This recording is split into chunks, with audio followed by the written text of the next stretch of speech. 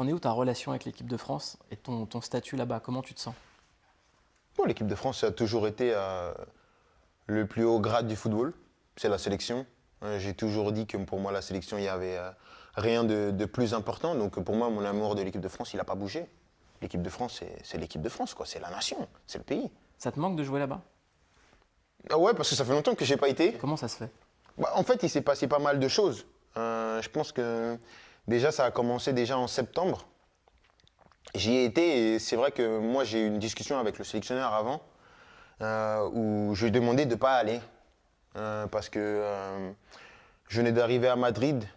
J'étais dans une maison qui n'était pas la mienne. Mentalement, j'étais pas dans un état d'esprit où j'étais à 100% et j'ai toujours dit que l'équipe de France, elle appartient à personne.